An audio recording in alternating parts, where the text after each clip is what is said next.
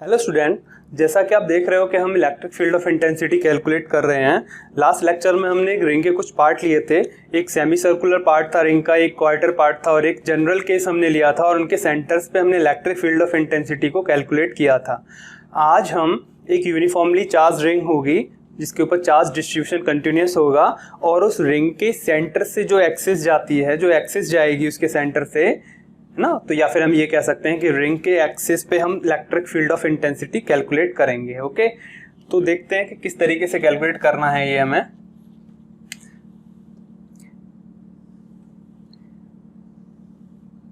मान लेते हैं एक रिंग है, आर इसकी रेडियस है, आर रेडियस का एक रिंग लेते हैं, सपोज किया हमने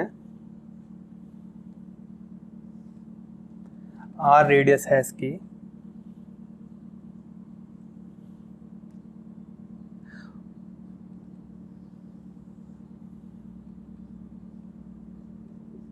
आर रेडियस का एक रिंग है ये और ये यूनिफॉर्मली चार्ज्ड है। इसके ऊपर जो चार्ज डिस्ट्रीब्यूशन है वो कैसा है? यूनिफॉर्मली। सपोज हमने इसे Q चार्ज दिया है और ये पॉजिटिवली चार्ज्ड है, यूनिफॉर्मली चार्ज्ड है। ये यूनिफॉर्म चार्ज डिस्ट्रीब्यूशन का केस है और ये यूनिफॉर्मली चार्ज्ड है और ये कुछ इस तरीके से ये रखी हुई है। इस तरीके से ये रखी हुई है चार्ज, इस तरीके से रखी हुई है ये रिंग और इसका ये एक्सिस है। इस एक्सिस के अलोंग हमें electric field of intensity calculate करना है किसी भी डिस्टेंस पे। मान लेते हैं यहाँ से x डिस्टेंस पे एक पॉइंट P है और इस पॉइंट P पे हमें electric field of intensity calculate करना है। इलेक्ट्रिक फील्ड ऑफ इंटेंसिटी हमें कैलकुलेट करना है। इसकी जो रेडियस है वो गिवन है r।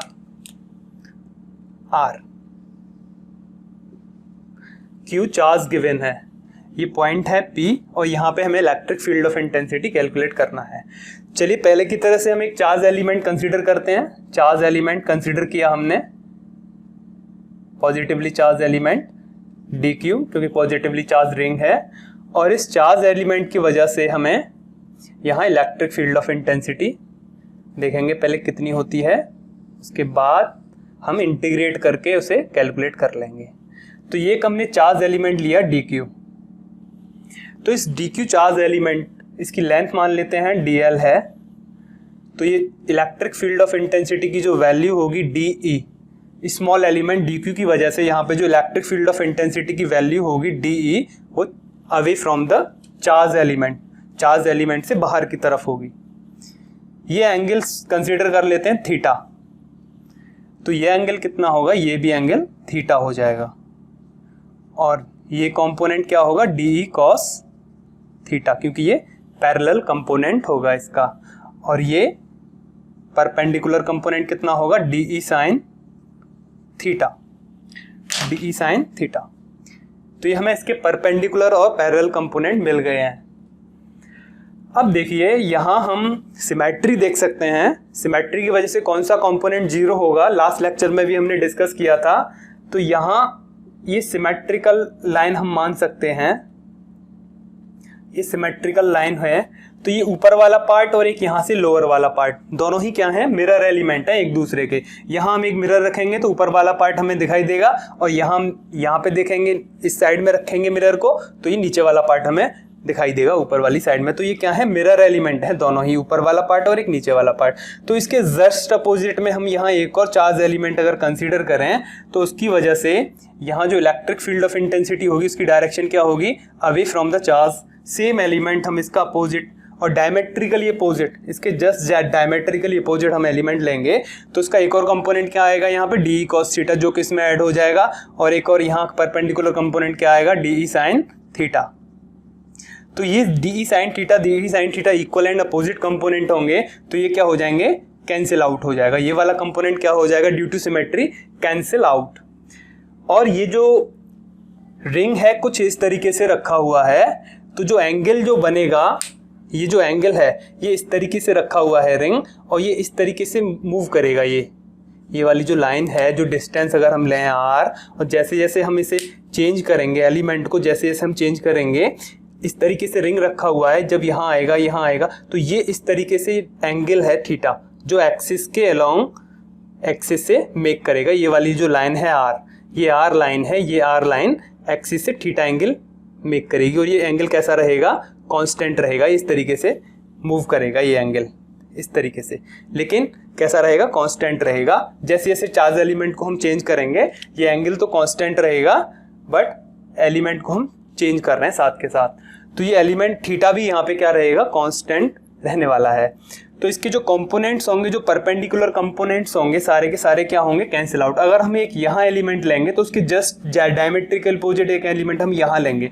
ये कुछ इस तरीके से रखा हुआ है, एक एलिमेंट अगर हम यहाँ लेते हैं तो जस्ट अपोजिट यहाँ लेंगे, और उसकी वजह से इलेक्ट्रिक फील्ड की डायरेक्शन ये होगी, और इसकी वजह से इलेक्ट्रिक फील्ड की डायरेक्शन ये होगी। तो जो परपेंडिकुलर कंपोनेंट आएंगे फिर किस तरीके से आएंगे, वो कुछ इस तरीके से आएंगे परपेंडिकुलर कंपोनेंट। अगर हम यहाँ लेते हैं दो एलिमेंट, तो परपेंडिकुलर कंपोनेंट ऐसे आएंगे, और जो पैरेलल कंपोनेंट होंगे वो दोनों इस तरीके से आएंगे। तो ये तो ऐड हो जाएंगे और परपेंडिकुलर कंपोनेंट कैंसिल आउट। तो परपेंडिकुलर कंपोनेंट इस तरीके से रिवॉल्व करेंगे दोनों रिंग पे। रिंग कुछ इस तरीके से अगर रखा हुआ है तो परपेंडिकुलर कंपोनेंट कैसे रिवॉल्व करेंगे, इस तरीके से ये रोटेट करेंगे, एक दूसरे के जस्ट अपोजिट होंगे, ये जस्ट अपोजिट, ओके। लेकिन पैरेलल कंपोनेंट सारे के सारे एक डायरेक्शन में होंगे। एक्स एक्सिस अगर हम इसे मान लेते हैं तो एक्स एक्सिस के अलोंग सारे कंपोनेंट्स होंगे इसके, ओके। तो अब हम यहाँ ये वाले कंपोनेंट तो कैंसिल आउट हो जाएंगे, है इसे वैसे भी हम हटा देते हैं, यहाँ शो तो करते नहीं है इसे, यहाँ इसे दिखाने की जरूरत नहीं है। Perpendicular component will cancel out due to symmetry. तो हम केवल पैरेलल कंपोनेंट की वजह से ही इलेक्ट्रिक फील्ड यहाँ पे बचेगा, जिसे हम फाइंड आउट करेंगे। वैसे ई नेट की वैल्यू हम कैसे कैलकुलेट करते हैं, E parallel component plus E perpendicular component, okay. तो परपेंडिकुलर कंपोनेंट क्या होगा, प्रॉपर लिमिट के साथ डीई, और परपेंडिकुलर कंपोनेंट वैल्यू कितनी है, d E sine theta, d E sine theta, okay. तो ये सबको इंटीग्रेट करेंगे तो ड्यू टू सिमेट्री क्या हो जाएगा, ये 0, due to symmetry, due to symmetry क्या हो जाएगा, ये 0 due to symmetry along perpendicular component. और ये जो पैरेलल कंपोनेंट होगा प्रॉपर लिमिट के साथ, पैरेलल कंपोनेंट क्या होगा, डीई कॉस थीटा, ओके। तो यहां हमें ये तो 0 हो जाएगा, जो नेट वैल्यू होगी इलेक्ट्रिक फील्ड ऑफ इंटेंसिटी की वो केवल परपेंडिकुलर कंपोनेंट की वजह से होगी। यहां अब हम डीई कैलकुलेट करें तो डीई को कैलकुलेट कर लेते हैं, और फिर कॉस थीटा यहाँ इसमें पुट कर देंगे, डीई कॉस थीटा का फिर इंटीग्रेशन करेंगे प्रॉपर लिमिट के साथ। तो डीई की अगर हम वैल्यू कैलकुलेट करें इस स्मॉल एलिमेंट की वजह से, जो चार्ज डी क्यू है उसकी वजह से क्या होगा, पॉइंट चार्ज के लिए हम जानते हैं क्या होता है, k q upon r square. यहाँ क्या है, क्यू डी क्यू, और डिस्टेंस दिस है ना, जिस पॉइंट पे हमें कैलकुलेशन करनी है वहां की डिस्टेंस चाहिए हमें चार्ज से, वो कितनी है, गिवन है आर, मान लिया है हमने उसे आर, और उसका स्क्वायर, तो k d q upon r square. अच्छा, आर स्क्वायर की वैल्यू कितनी होगी, r capital r square plus x square, r square plus x square, because of Pythagoras theorem यहाँ हम अप्लाई करेंगे, तो ये आर स्क्वायर हमें ये वैल्यूज मिल जाएगी। चलिए अब हमें क्या कैलकुलेट करना है, यहाँ पे डी क्यू तो क्यू हो जाएगा जिसका जब हम इंटीग्रेशन करेंगे। अब हम इस वैल्यू को पुट करेंगे इसमें, डीई कॉस थीटा। तो पैरेलल कंपोनेंट क्या आएगा, एल, डीई की वैल्यू को हम यहाँ पुट करेंगे इस इक्वेशन में, तो k d q upon r square plus x square cos of theta. Limit की बात करें हम तो लिमिट देखिए, यहाँ पे कांस्टेंट्स चेक कर लेते हैं, कांस्टेंट कौन कौन है। देखिए ये क्वेश्चन दो तरीके से होगा, लिमिट भी हम दो तरीके से ले सकते हैं। एक तो ये एल चेंज होगा इसका, डी एल जो लेंथ है इसको भी हम चेंज कर सकते हैं, क्योंकि ये इसकी जो सर्कमफ्रेंस है वो कितनी है 2πr, तो 0 से लेके 2πr अगर हम L के रिलेटिव करते हैं, तो यहाँ अगर हम dq के रिलेटिव करें तो टोटल चार्ज कितना होगा 0 से लेके q तक। तो दो तरीके से हो जाएगा ये क्वेश्चन, cos थीटा के दिस वैल्यू, ये सारी वैल्यू क्या रहेंगी यहाँ पे कांस्टेंट। कैसे रहेंगी कांस्टेंट, देखिए k क्या है इलेक्ट्रोस्टैटिक कांस्टेंट 1/4πε0, ये कांस्टेंट है। r इसकी रेडियस कांस्टेंट है। x जिस पॉइंट पे हमें पता करना है, ये वाली जो डिस्टेंस है ये कांस्टेंट है, तो ये पूरी वैल्यू क्या है कांस्टेंट। और q के रिलेटिव कर रहे हैं, और q वैरी करेगा 0 से लेके q तक। थीटा हमने बता ही दिया थीटा किस तरीके से मूव करेगा, लेकिन कांस्टेंट रहेगा। जैसे जैसे एलिमेंट को चेंज करेंगे थीटा की वैल्यू क्या रहेगी कांस्टेंट रहेगी, तो थीटा क्या रहेगा कांस्टेंट। वैसे भी देखिए आप cos थीटा कैसे कांस्टेंट रहने वाला है, यहाँ से हम अगर cos थीटा की वैल्यू फाइंड आउट करें तो कितनी आएगी, cos थीटा क्या होगा base upon hypotenuse, this is x upon r। Okay, तो x देखिए यहाँ पे x की वैल्यू ये कांस्टेंट है, और ये जो वैल्यू गिवन है ये भी कांस्टेंट है। तो cos थीटा की वैल्यू x अपॉन r है, ये क्या है कांस्टेंट है, तो हम कह सकते हैं कि एंगल कांस्टेंट रहने वाला है थीटा। यहाँ से भी हम कह सकते हैं कि cos थीटा कैसे कांस्टेंट रहेगा, फिर थीटा कह सकते हैं हम कांस्टेंट रहेगा। चलिए यहाँ पे हम इनको बाहर कर देते हैं, क्योंकि ये सारे कांस्टेंट हैं, k cos थीटा और r square plus x square dq, और dq का इंटीग्रेशन होगा 0 से लेके q तक, क्योंकि चार्ज का मैक्सिमम कितना है q और मिनिमम कितना होगा 0, क्योंकि हम एक सबसे छोटा चार्ज एलिमेंट लेंगे तो 0 से लेके q तक वेरी करेगा, और ये dq। तो इंटीग्रेशन कितना होगा इसका q, 1 का q के रिलेटिव इंटीग्रेशन क्या हो जाएगा q, तो k cos theta upon r square plus x square और ये q, और 0 से लेके q तक। अपर लिमिट और लोअर लिमिट को हम यहाँ जब पुट करेंगे तो q आएगा, q माइनस 0 आएगा, तो इनका कोई मीन्स नहीं रह जाएगा। यहाँ क्या बचेगा, केवल q बचेगा। यहाँ पे cos थीटा की value x upon r, r की वैल्यू क्या होगी r square plus x square under root. cos theta मिल गया हमें, यहाँ पे cos थीटा की वैल्यू पुट कर देते हैं, तो पैरेलल कंपोनेंट कितना आया k cos थीटा की वैल्यू पुट कर देते हैं x upon r square x square under root q, this q upon this r square plus x square, r square plus x square. तो ये वैल्यू कितनी आएगी k q अपॉन, देखिए ये क्या होगा 1/2, अंडर रूट को हम कैसे लिख देते हैं 1/2 और 1 ये, तो कितना हो जाएगा r square plus x square 3/2, और ये x और ये x। तो ये आ गया हमारा पैरेलल कंपोनेंट, और पैरेलल कंपोनेंट ही क्या है इलेक्ट्रिक फील्ड की नेट वैल्यू, लेकिन ये मैग्नीट्यूड है और यहाँ पे ये वेक्टर फॉर्म में हमने लिखा हुआ है। तो ई नेट की जो वैल्यू होगी वो कितनी आएगी, जब हम इसे यहाँ इसका मैग्नीट्यूड में लिखेंगे तो कितनी आएगी ई नेट की वैल्यू,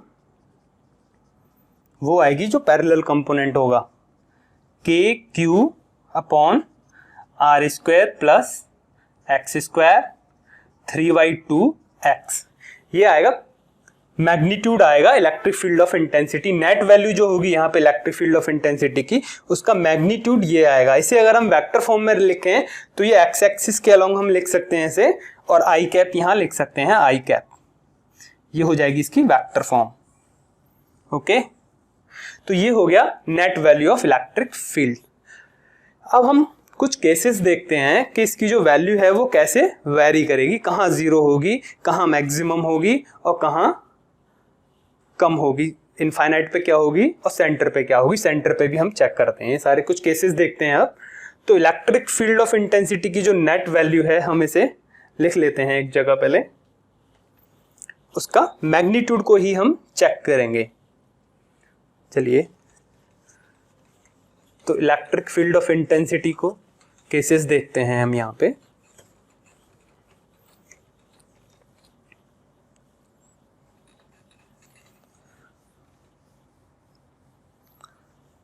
सबसे पहले केस लेते हैं हम कि जब x की वैल्यू काफ़ी दूर होगा, ये इसके सेंटर से काफ़ी दूर होगा, पॉइंट x की वैल्यू रिंग के सेंटर से काफ़ी दूर है, या फिर कह सकते हैं केस 1। इस वैल्यू को लिख देते हैं पहले यहाँ पे। इसकी जो मैग्नीट्यूड होगा नेट इलेक्ट्रिक फील्ड का कितना होगा, मैग्नीट्यूड ले रहे हैं ओनली, वो होगा k q upon r square plus x square 3/2 x this. ये मैग्नीट्यूड है इलेक्ट्रिक फील्ड ऑफ इंटेंसिटी का एट पॉइंट P, ये वैल्यू है। चलिए केस 1 देखते हैं हम। When x is very very greater than r, case 1 x is very very greater than r से बहुत बहुत बड़ा है कौन, x। ये जो डिस्टेंस है रिंग की रेडियस के कंपैरिजन में बहुत ज़्यादा है। जब ये डिस्टेंस बहुत ज़्यादा होगी x जो है बहुत ज़्यादा होगा r के कंपैरिजन में, तो हम क्या करेंगे, जब r बहुत कैसा हो जाएगा, स्मॉल हो जाएगा, तो स्मॉल वैल्यू का जब हम स्क्वायर करते हैं, स्मॉल वैल्यू का जब हम स्क्वायर करेंगे तो वो क्या हो जाएगा, very small in comparison to in comparison to x। तो जैसे हम 0.1 का मल्टीप्लाई करें 2 बार तो क्या होगा 0.01, वो वैल्यू और छोटी हो जाएगी। वैसे ही r बहुत छोटा है, उसका स्क्वायर कर देंगे तो वो और छोटा हो जाएगा। तो r स्क्वायर को x स्क्वायर के कंपैरिजन में क्या कर देंगे हम, नेग्लेक्ट, इसे क्या कर देंगे, इग्नोर कर देंगे। r square can be ignore in comparison to x square. तो यहाँ इसे कैसे चेंज करेंगे इस वैल्यू को, देखिए ई नेट की जो वैल्यू होगी वो क्या होगी, के Q R square plus x square. तो एक्स स्क्वायर को हम एज इट इज लिख देंगे और आर स्क्वायर को हम नेग्लेक्ट कर देंगे, इसे 0 के टर्म्स में मान लेंगे हम। तो एक्स स्क्वायर इंटू 3/2 पावर, और ये एक्स, ये 2 कैंसिल आउट, और ये एक्स एक बार कैंसिल आउट हो जाएगा यहाँ 2। तो ये वैल्यू क्या बचेगी, के क्यू अपॉन एक्स स्क्वायर। तो net value of electric field कितना आया, के q upon x square case 1 में। आप देखिए कि ये हम पॉइंट चार्ज के लिए जब हम निकाला था वैल्यू, क्यूब पॉइंट चार्ज है उसके लिए, के क्या है यहाँ पॉइंट चार्ज, के क्या है, इलेक्ट्रोस्टैटिक कांस्टेंट। आप देख सकते हैं ये वैल्यू हमने कैलकुलेट की थी एक बार, 1/4πε0 q upon r square. Point charge कौन था, क्यू पॉइंट चार्ज के लिए ये होती है वैल्यू। अब हम हमारी यहाँ पे डिस्टेंस क्या है, एक्स स्क्वायर, एक्स का स्क्वायर हो जाएगा। तो net value of electric field कैसे नजर आ रहा है, जैसे कि ये एक पॉइंट चार्ज है जो हमने अब कैलकुलेट की है वैल्यू। कैसे, जस्ट सपोज यहाँ एक क्यूब पॉइंट चार्ज रखा है और इससे हम यहाँ x डिस्टेंस पे हम इलेक्ट्रिक फील्ड ऑफ इंटेंसिटी पता कर रहे हैं, जैसे हमने पॉइंट चार्ज के केस में पता किया था। इस इक्वेशन का फिगर क्या बनेगा, ये सेम। देखिए इस रिंग को कैसे मान रहे हैं हम, एज ए पॉइंट चार्ज, तो रिंग कैसे एक्ट कर रहा है फिलहाल, एज ए पॉइंट चार्ज। तो जब x की वैल्यू बहुत बहुत बड़ी होगी, इसके काफी दूर जाएंगे, तो फिर हम रिंग को क्या मान लेंगे, पॉइंट चार्ज मान लेंगे, और उसके x एक्सिस पे, x डिस्टेंस पे जो गिवन होगी वैल्यू वो ये होगी एक्स स्क्वायर के उसमें चेंज होगी ये वैल्यू जो होगी इक्वल्स टू 1/x स्क्वायर। कैसे चेंज होगी ये देखिए इस तरीके से। तो ई नेट जो होगा इस टाइम वो क्या होगा, प्रोपोर्शनल टू 1/x स्क्वायर।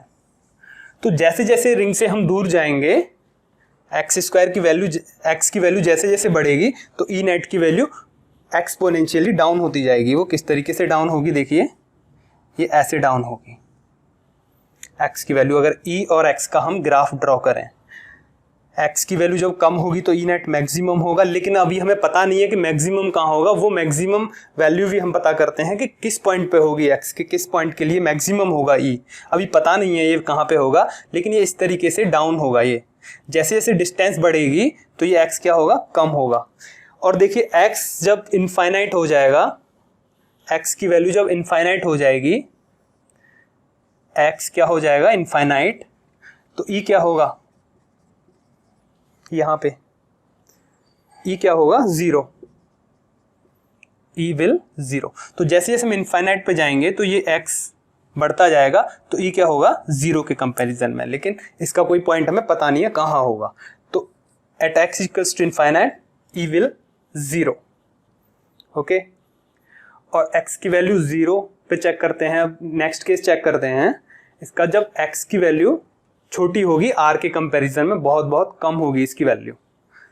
चलिए केस 1 में हम यहाँ पे लिख देते हैं, यहाँ पे डायरेक्ट इस रिजल्ट को ही लिख देते हैं।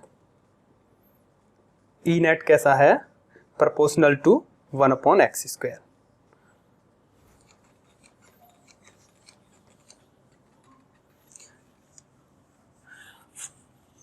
और ये जो x इक्वल्स टू इन्फिनिटी पे ई कितना होगा 0। केस 2 देखते हैं। Case 2, when x is very very less than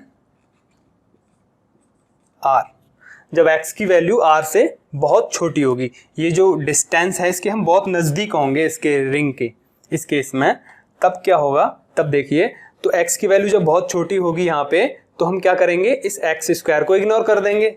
x² can be ignore, क्योंकि इसका स्क्वायर होगा तो वो और छोटा हो जाएगा। तब ई नेट कितना हो जाएगा, net value of electric field कितनी हो जाएगी, KQ/r² 3/2, और ये x 2 से 2 कैंसिल आउट हो जाएगा। तो ई नेट कितना आएगा निकल के, ई नेट कितना आएगा, KQ/r² और x, ये वैल्यू आएगी ई नेट की इस केस में। K constant, Q constant, R constant, इसकी रेडियस कांस्टेंट। तो E किसके प्रोपोर्शनल में आया, E is proportional to x। जैसे जैसे x जो डिस्टेंस हम बढ़ाएंगे इसके, जब हम पास होंगे रिंग के, तो जैसे जैसे x की डिस्टेंस बढ़ेगी E क्या होगा, बढ़ता जाएगा, इंक्रीज होता जाएगा। तो x अगर 0 होता है, x टेंड्स टू 0 होता है, तो E टेंड्स टू क्या होगा 0। ये भी हमें एक कंडीशन यहाँ मिली, तो यहाँ लिख देते हैं इस चीज़ को। डायरेक्ट जो रिजल्ट आएगा उसको हम, उसका ग्राफिकल रिप्रेजेंटेशन हम दिखाना चाहते हैं कि ये कैसे चेंज होगा। ये जो नेट वैल्यू है वो किस पे डिपेंड करता है, x पे, डायरेक्टली प्रोपोर्शनल जब ये पोजीशन है। तो x इक्वल्स टू अगर 0 है तो ई नेट कितना होगा, यहाँ पे 0 हो जाएगा। तो सेंटर पे x क्या होगा 0, तो रिंग के सेंटर पे इलेक्ट्रिक फील्ड ऑफ इंटेंसिटी की वैल्यू क्या होगी 0। और आप लास्ट लेक्चर भी देखें, जो 13 नंबर लेक्चर था, इससे पहले वाला लेक्चर, वहां पे आप चेक करेंगे जो हमने जनरल केस लिया था रिंग का, तो वहां हमने जो वैल्यू निकाली थी, वहां पे आप x की वैल्यू हम बता सकते हैं। x की जो सेंटर पे जो वैल्यू निकाल रहे हैं हम इलेक्ट्रिक फील्ड ऑफ इंटेंसिटी, वहां हमने बताया था कि 0 उसकी वैल्यू आएगी। और आगे देखेंगे तो वो आज हम देख रहे हैं कि x की वैल्यू 0 होने पे सेंटर पे इलेक्ट्रिक फील्ड ऑफ इंटेंसिटी क्या है, 0 है, ओके। और जैसे जैसे हम x की वैल्यू को बढ़ाएंगे तो इसकी वैल्यू बढ़ती जाएगी। तो इसका ग्राफ कैसे आएगा, अभी हम ग्राफ के कुछ पार्ट्स देख चुके हैं, पहले भी एक फर्स्ट पार्ट देखा था। इसका ग्राफ किस तरीके से बढ़ेगा, ये E है और ये x है इस एक्सिस पे। तो इस तरीके से जैसे जैसे x को बढ़ाएंगे तो लीनियरली ये बढ़ेगा। लेकिन एक पॉइंट आएगा अभी जो हमने दिया था कि जहां पे कहाँ आएगा ये पॉइंट, जब x बहुत छोटा होगा तब तो ये लीनियरली बढ़ेगा, और जब x की वैल्यू जो है बहुत बड़ी होती जाएगी, बढ़ती जाएगी, तब ये कैसे होगा, इस तरीके से डाउन होता जाएगा। इस तरीके से ये डाउन होगा फिगर।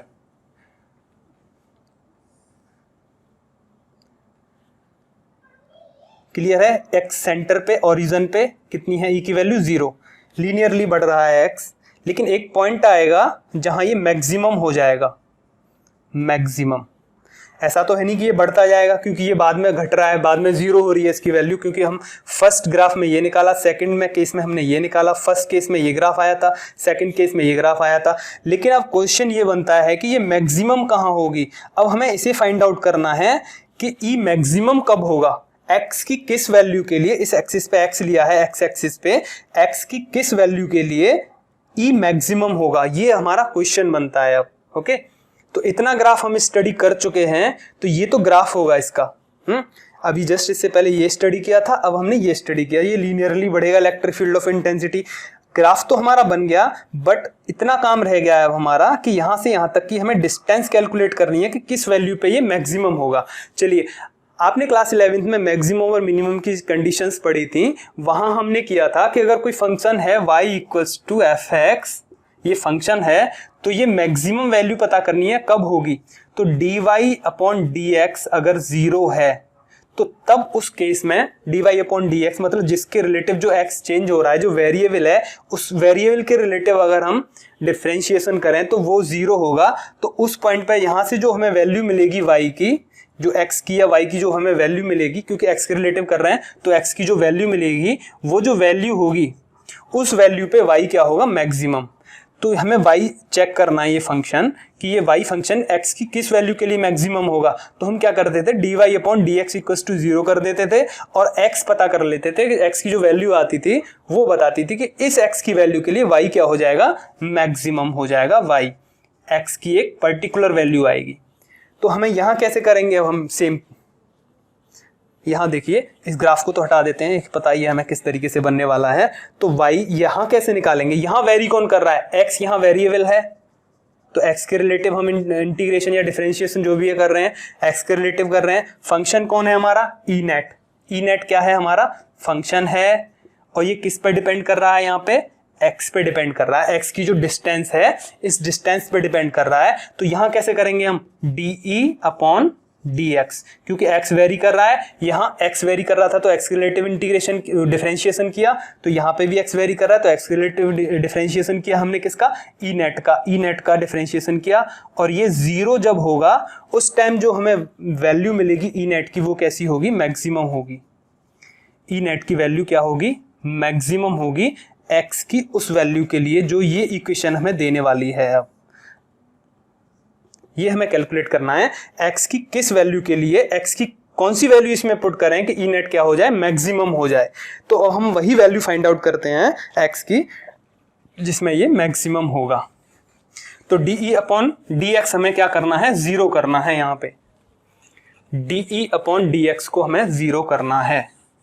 चलिए कैलकुलेट करते हैं इस चीज को हम। यहाँ पे डी अपॉन डी एक्स, देखिए D for maximum value of, for maximum value of E net, क्या करना है हमें, डी अपॉन डी एक्स 0। बार बार नेट नहीं लिख रहे हम यहाँ पे, केवल ई से रिप्रेजेंट कर रहे हैं। तो डी अपॉन डी एक्स जब 0 होगा तब x की जो वैल्यू आएगी वो मैक्सिमम वैल्यू दे देगी हमें, किसकी, ई नेट की, जो इलेक्ट्रिक फील्ड ऑफ इंटेंसिटी की मैक्सिमम वैल्यू। तो ई नेट कितना है हमारा, ये है। तो इसका क्या करेंगे, डिफरेंशिएशन ही तो करना है हमें। तो डी अपॉन डी एक्स, ये ई नेट ही लिख देते हैं। चलिए, तो ई नेट की वैल्यू ये है हमारे पास, क्या है, k q upon r square plus x square, और ये 3/2 और x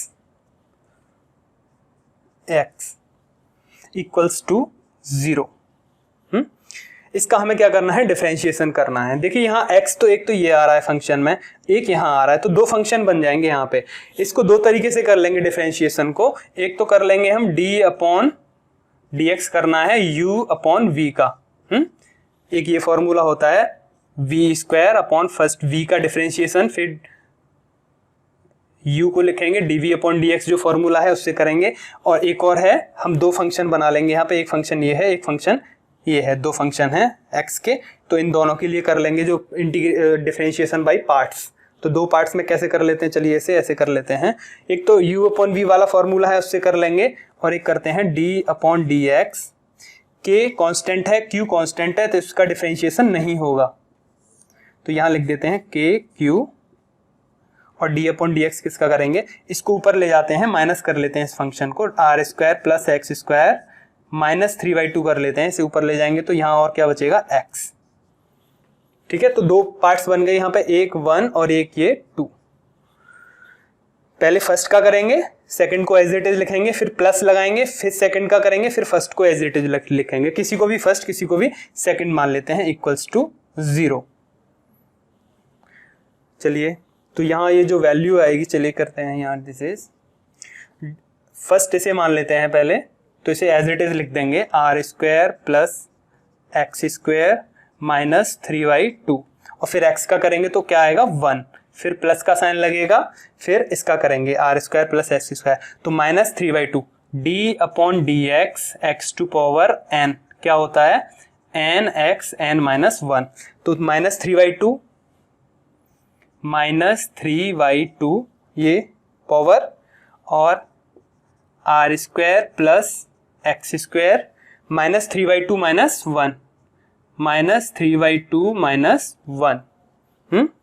फिर इसका पूरे का करेंगे डिफरेंशिएशन, इसका तो हो गया, फिर दोबारा से हम करेंगे, अगर यहाँ y के रिलेटिव y है और ये x है तो क्या आएगा यहाँ पे फिर से dy ओवर dx ऐसे आता है। तो फिर क्या करेंगे, इस पूरे का डिफरेंशिएशन करेंगे, तो r तो कांस्टेंट है तो r का क्या होगा 0 मल्टीप्लाई में 0, और x² का क्या हो जाएगा मल्टीप्लाई बाय प्लस आएगा यहाँ पे प्लस 2x।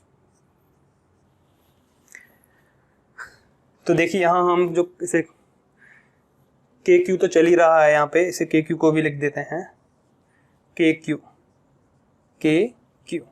तो ये वैल्यू किसके इक्वल होगी 0 के इक्वल। तो देखिए यहां से KQ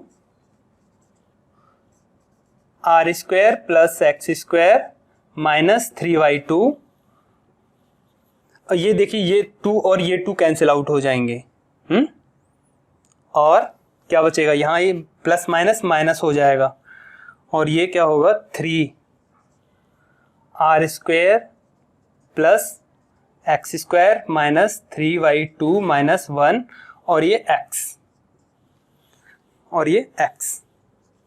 इक्वल्स टू 0। अब आप यहां पे देखिए कि क्या आपको कुछ कॉमन मिल रहा है। देखिए इतनी वैल्यू हमें कॉमन मिल रही है यहाँ पे, दिस ये दोनों में है, ये वाला पार्ट जो है ये दोनों में, इसे हटा देते हैं यहाँ से हम, थोड़ा सा और हटाना ही पड़ेगा ये।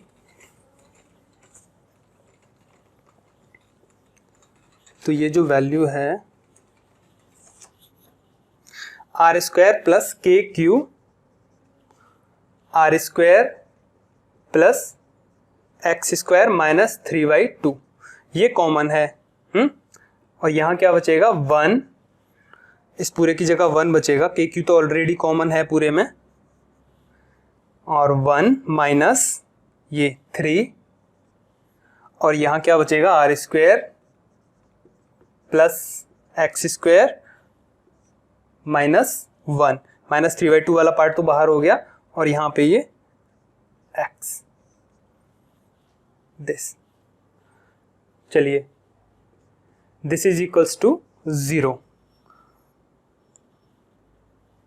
और ये जो एक x था ये तो वहाँ पे है ही हमारा, और यहाँ देखिए ये k तो 0 हो नहीं सकता, कांस्टेंट है, q 0 नहीं होगा, रेडियस 0 नहीं होगी, x 0 नहीं होगा, क्योंकि रेडियस 0 हो जाएगी तो रिंग ही नहीं है, और ये जो क्या ये किसके इक्वल आ जाएगी वैल्यू, ये देखिए यहाँ से 1 माइनस 3, इसे नीचे कर देते हैं हम r² प्लस x², एक second, 1 minus 3 upon r² plus x² into x equals to 0, तो ये किसके इक्वल हो जाएगा r² minus plus x² minus 3x equals to 0।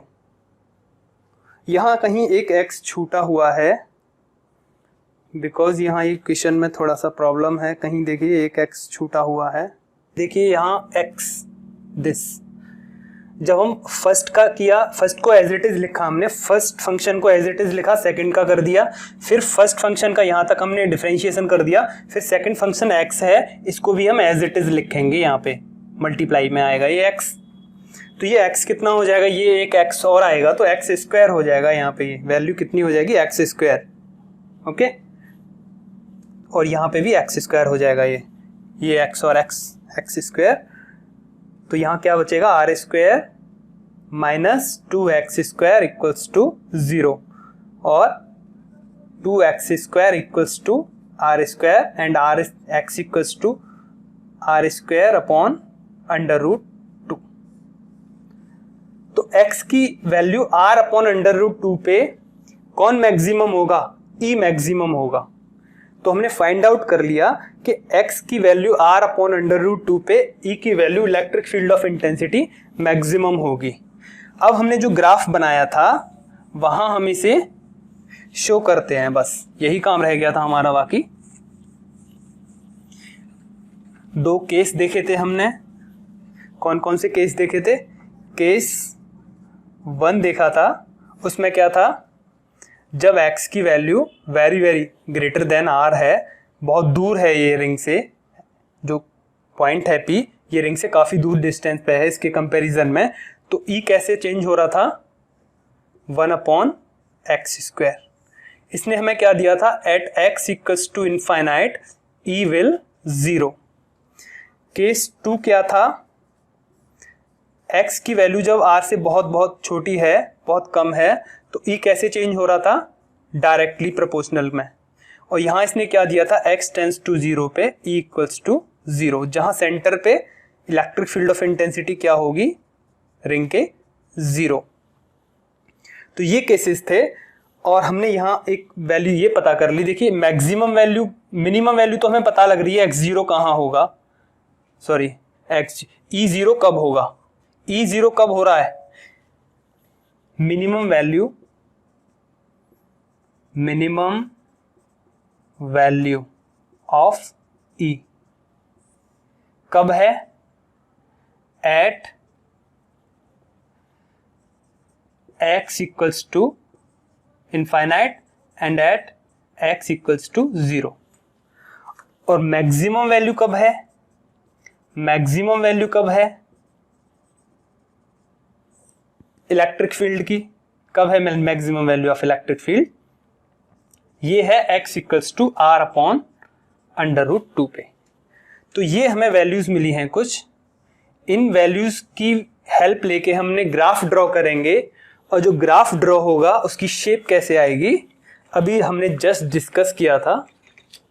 उसकी शेप कैसे आएगी यही बना लेते हैं उस ग्राफ को हम। ये तो केसेस हो गए, आप इन्हें नोट कर लेंगे कि x इक्वल्स टू इनफाइनाइट पे 0, x इक्वल्स टू E की जो वैल्यू होगी x इक्वल्स टू इनफाइनाइट पे क्या होगी? E0 and x equals to 0 पे क्या होगा? E0 और x equals to r upon under root 2 पे क्या होगा? E maximum. लेकिन मैक्सिमम वैल्यू कितनी होगी वो भी अभी निकालते हैं। x equals to r upon under root 2 पे मैक्सिमम वैल्यू कितनी होगी उसे भी निकाल लेते हैं। लेकिन ग्राफ देख लेते हैं उससे पहले। ग्राफ कैसा आएगा?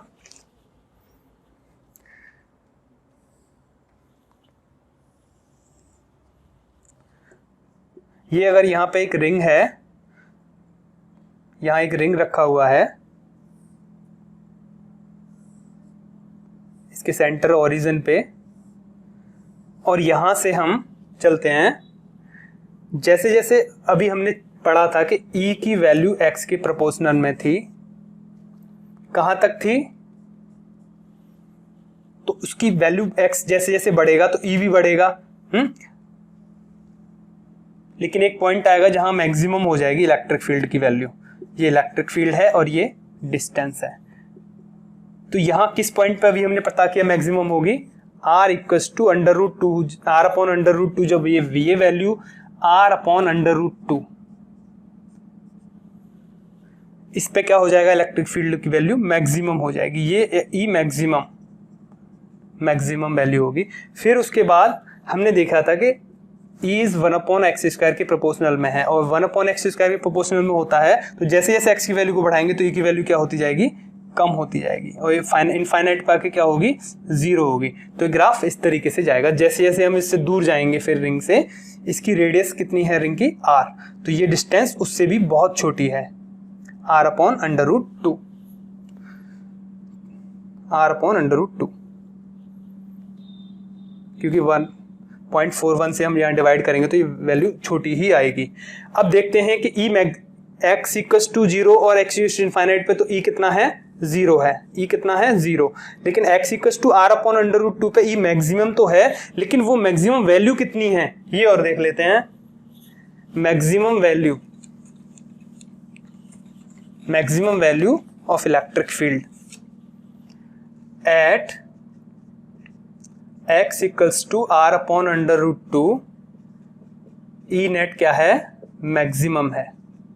लेकिन मैक्सिमम वैल्यू कितनी है, तो x की जगह यहाँ हम r upon under root 2 put कर देते हैं, तो ई नेट क्या आएगा, k q r square plus x की जगह ये रखना है हमें r अपॉन अंडर रूट 2 और फिर उसका स्क्वायर तो है ही, x स्क्वायर है और ये 3/2 और ये x की जगह कितना आएगा, r upon under root 2 this x, r upon under root 2। इसे कैलकुलेट करना है बस, तो k q अपॉन ये कितना हो जाएगा, r square plus r square upon 2 और 3/2 and r upon under root 2। अब ये कितना हो जाएगा, इसको सॉल्व करेंगे तो ये हो जाएगा 2r square plus r square, तो 3r स्क्वायर बाई 2, ये हो जाएगा 3r स्क्वायर बाई 2। ओके, अब इसे कैलकुलेट करें, यहाँ पे हम इसे सॉल्व करें आगे, तो k q upon 3 upon under root 3/2 है ये, तो 3 पावर कितना है, 3/2 और r स्क्वायर और उसके साथ भी 3/2 पावर में और अपॉन दिस 2, ये ऊपर हो जाएगा 2 और 2 की पावर क्या हो जाएगी, 3/2। तो ये वैल्यू क्या आएगी, ये 2 कैंसिल हो जाएंगे, ये आएगा यहाँ k q और 2 q किसका है ये, 1/2 अंडर रूट 2 का q, इसे हम ऐसे भी शो कर सकते हैं 2 पावर 3/2 को, और यहाँ ये 3 पावर 3/2 को भी हम ऐसे शो कर सकते हैं अंडर रूट 3 और पावर 3, और ये r क्यूब। ओके, और ये एक r यहाँ पे है हमारा, this is r also here, तो ये वैल्यू कितनी हो जाएगी, अंडर रूट 2 की मल्टीप्लाई 3 टाइम्स, तो अंडर रूट 2 तो k q 2 और फिर एक और अंडर रूट 2, ऐसे ही अंडर रूट 3 का मल्टीप्लाई 3 टाइम्स, तो अंडर रूट 3 और एक और अंडर रूट 3 और r this upon r Q, this is now this r और ये r क्या हुआ, कैंसिल आउट, तो यहाँ क्या बचेगा, r स्क्वायर और एक ये अंडर रूट 2 भी यहाँ पे छूटा हुआ है, अंडर रूट 2,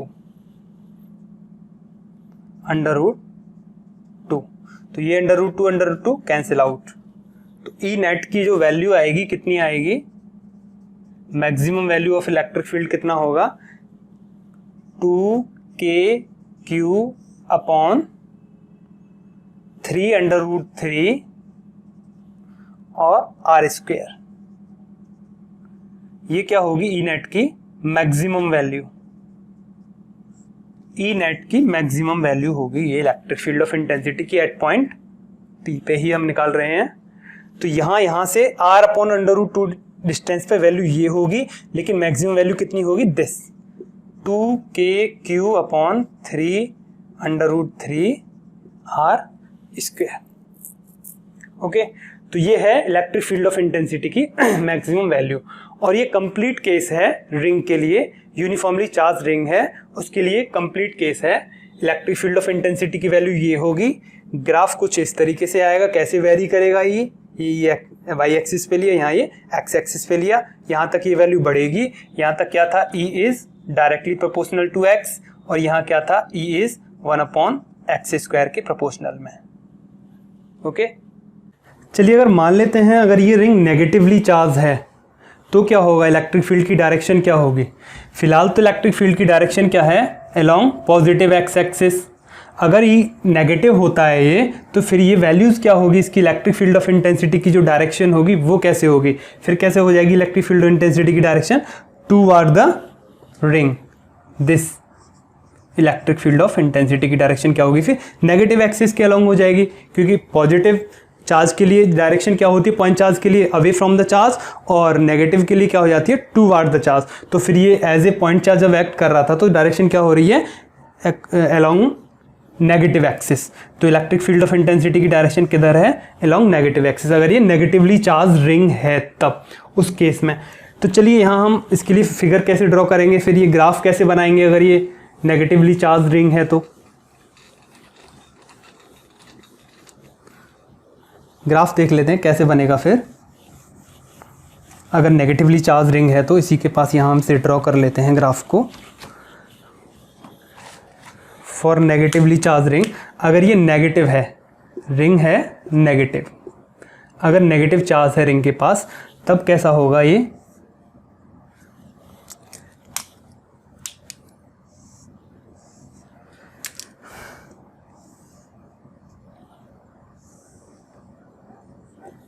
फिलहाल तो ये पॉजिटिव एक्स एक्सिस के अलोंग है, फिर ये कैसे हो जाएगी नेगेटिव एक्स एक्सिस के अलोंग। और फिर ई को कैसे हम शो करेंगे, ई को तो हम वाई एक्सिस पे, नेगेटिव एक्सिस पे शो करेंगे, क्योंकि फिर ये वैल्यूज़ जो है ये मैक्सिमम हो जाएगी, क्योंकि क्यू कैसा होगा, नेगेटिव होगा, तो ये मैक्सिमम कहाँ होगा, वाई एक्सिस पे मैक्सिमम होगा यहाँ। इस तरीके से फिर ये ग्राफ आएगा, यहाँ कहीं ये मैक्सिमम हो जाएगी वैल्यू। दिस इज़ कहाँ होगी ये, -r/√2 पे ये मैक्सिमम होगी फिर वैल्यू। और फिर ये ग्राफ कैसे जाएगा, फिर ये वैल्यू धीरे धीरे कम होती जाएगी इस तरीके से। ये कॉन्टीन्यूस ग्राफ आएंगे, इनमें कहीं ब्रेक नहीं होगा, ये एज नहीं आएगी, कुछ इस तरीके से आएंगे ये कॉन्टीन्यूस ग्राफ। यहाँ पे भी एज नहीं होगी ये, दिस लाइक दिस, ओके। तो ये वैल्यूज़ हैं -r/√2 पे, ये एक्स एक्सिस के नेगेटिव डायरेक्शन में जा रहे हैं। अगर ये नेगेटिवली चार्ज रिंग है तो इसे हम यहाँ इसमें और ऐड कर सकते हैं। ये पॉजिटिव चार्ज के लिए था पहले, और फिर हमने नेगेटिव चार्ज के लिए क्या हो जाएगी direction, toward the centre of ring, तो रिंग के सेंटर के एक्स अलोंग। तो ये रिंग का केस है। आज हमने रिंग के केस में स्टडी किया इलेक्ट्रिक फील्ड ऑफ इंटेंसिटी, और नेक्स्ट लेक्चर में हम देखते हैं सेमी सर्कुलर रिंग लेंगे और उसके एक्सिस पे पता करेंगे इलेक्ट्रिक फील्ड ऑफ इंटेंसिटी की वैल्यू क्या होगी, एक्सिस पे, उसके सेंटर पे, सेमी सर्कुलर रिंग के केस में। Thank you for today.